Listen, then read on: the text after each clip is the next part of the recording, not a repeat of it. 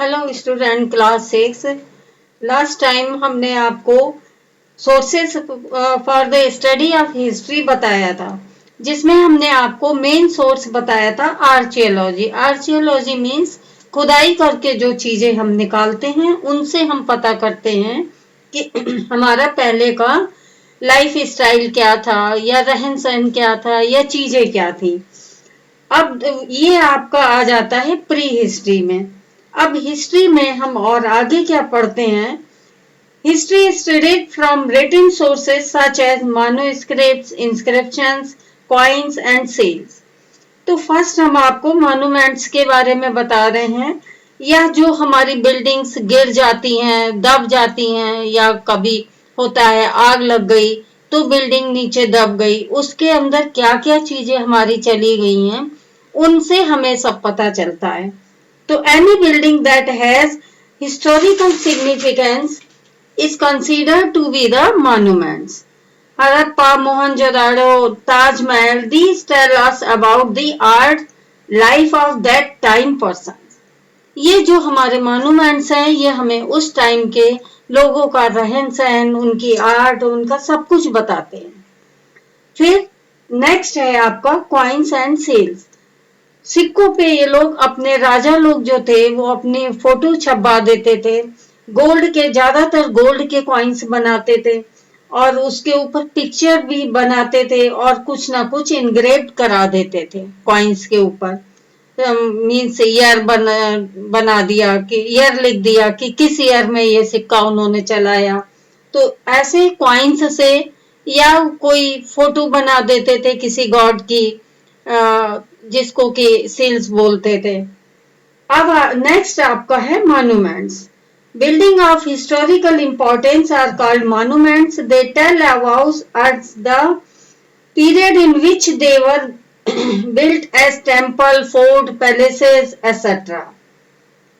Yes, समझ गए ना कि मतलब जो टेम्पल होते हैं वो बताते हैं उस टाइम की आर्ट क्या है। फोर्ट्स, पैलेसेस पे वो ये पूरे की पूरे, आपने कभी अगर आप गए हैं ताजमहल को देखा हो तो पूरा मतलब सामने के हिस्से पे उन्होंने एक दीवार पे पूरी कुरान लिखी हुई है, जिसको कि आप इजीली पढ़ भी सकते हैं अगर आपको उर्दू आती है तो उस तरह से हमें इनका आर्ट का, इनका आर्किटेक्चर के बारे में पता चलता है।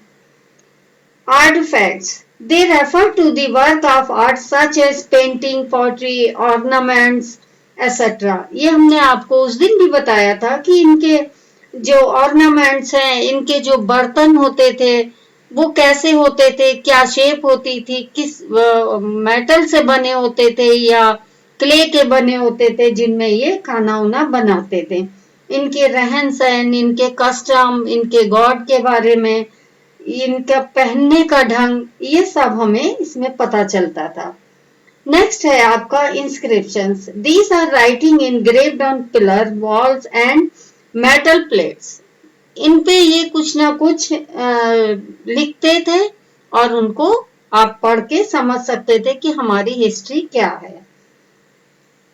इनकी रिलीजियस बुक, ये भी हमने आपको बताया था। हम आपको बार बार इसलिए रिपीट कर रहे हैं, ये आपके लिए न्यू सब्जेक्ट है और आप अगर लेसन में इंटरेस्ट लेंगे, पहली बार आपके लिए है, तो आप अच्छे से जब एक दो लेसन को समझ जाएंगे फिर आपको इंटरेस्ट आने लगेगा। इनका रिलीजियस बुक्स से हमें इनके बारे में पता चलता है। जैसे आप महाभारत, रामायण देखते हैं, इनके संस्कार क्या है, इनका रहन सहन कैसा होता था, इनकी ड्रेस कैसी होती थी, तो पूरा आपको इनकी बुक्स से आपको पता चलता है।